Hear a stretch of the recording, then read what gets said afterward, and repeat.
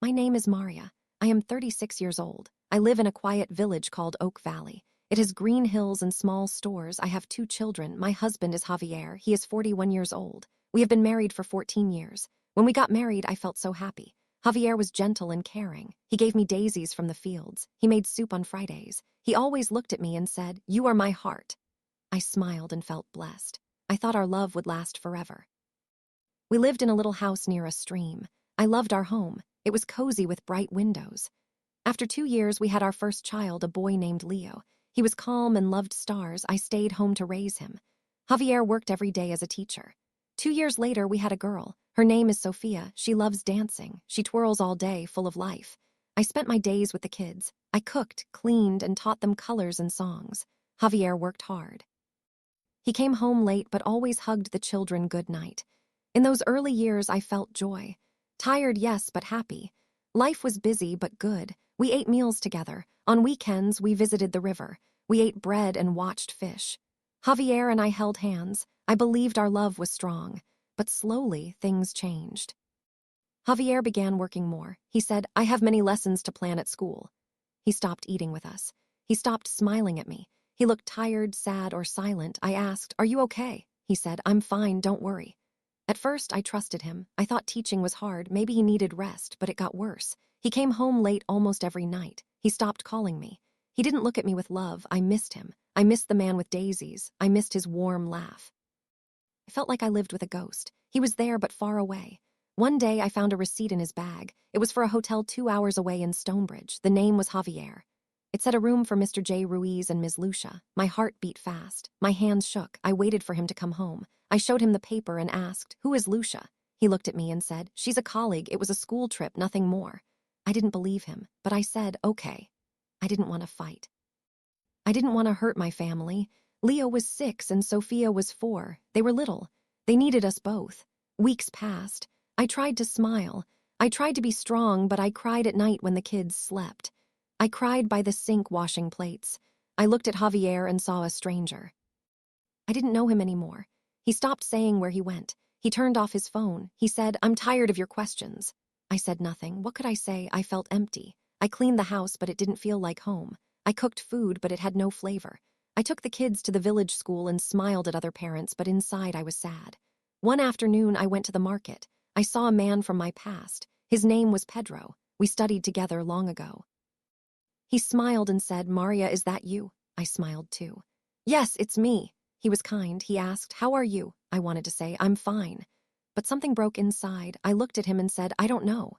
He didn't laugh. He didn't change the topic. He looked into my eyes and said, "If you need to talk, I'm here."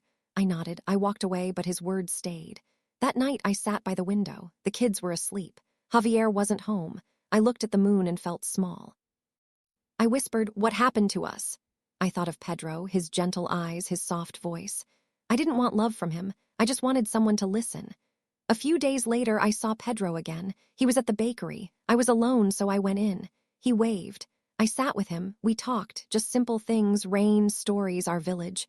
But his words felt warm. He asked, "How are your children?" I smiled. "They are my light." He said, "You are strong, I can see it." Tears came to my eyes. No one said that to me in years. We met once a week, sometimes by the stream, sometimes at the bakery. Nothing happened.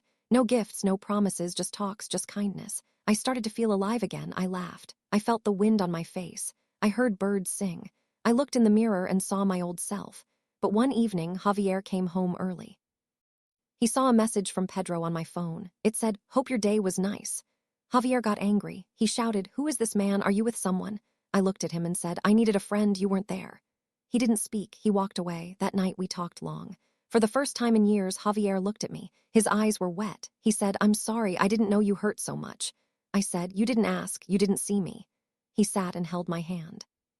"I still love you," he said. I wanted to believe him. I wanted to feel something. But my heart was quiet. It was tired. It didn't trust easily. Life changed slowly, with small cracks growing over time. I didn't know what would come next, but I knew I wanted peace.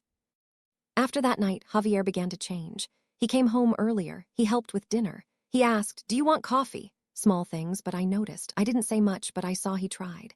He helped Leo with his drawings and watched Sophia dance. He smiled more, not like before, but softly. I wasn't sure if I could trust it. I wanted to, but my heart still ached. One Saturday, he asked, "Want to walk with me?" We hadn't walked together in years. I said yes. We went to the hills. The sky was clear, sheep grazed. People sang at a village festival. I watched them. It felt like another world. Javier said, "I miss this, I miss us." I looked at him. I didn't know what to say. I nodded. He took my hand slowly. It felt warm, but my heart was cold. "I was wrong," he said. "I let work take me away. I didn't see you alone." I whispered, "Yes." We walked in silence. That evening, he made soup. Sophia clapped. "Daddy is cooking," she said. Leo told a funny story, and we laughed. It felt warm, like old times. But later, alone in my room, I looked in the mirror. I asked, "Do I still love him?" I didn't know. One day, Sophia brought a drawing. It showed us holding hands, me, Javier, Leo, Sophia. "We are happy," she said. I hugged her, hiding my tears. I asked Leo, "Do you think we're happy?" He looked surprised. "I don't know," he said. "You're kind, but sometimes you look sad." At 9, he saw so much. That night, I cried quietly. A few days later, I met Pedro again. It wasn't planned. I was at the farm store, and he was there with his daughter. He smiled. "Hi," I said. "Hello." We talked a little. He didn't ask questions. He said, "I hope you're okay." I nodded. "Thanks, I'm trying." He said, "You are strong, Maria. Remember that." We said goodbye. That night, I told Javier. He didn't get mad. He asked, "Do you think of him?" I said, "No, I think of how he made me feel seen." Javier looked down. "I want to do that too." I believed him. He helped Moore fix the roof, sang with Sophia, asked about my day. One night I got sick. Fever and chest pain came. Javier took me to the clinic. He stayed all night holding my hand. "Please don't go," he whispered, tears falling. I remembered his old words. In the morning, I felt better. The doctor said it was a mild infection, but my heart softened. He cared. Later, I walked alone by the stream. I thought of my life, joy, pain, Pedro, Javier, my kids. I sat on a rock, leaves falling. I asked, "Can I forgive?" I wanted peace. That night, I said, "Be honest with me." He nodded. "I want us." I said, "Show me." He tried. We built new moments, tea, talks, a festival dance. My heart heals slowly. If you feel lost, you're strong. One step at a time, light returns.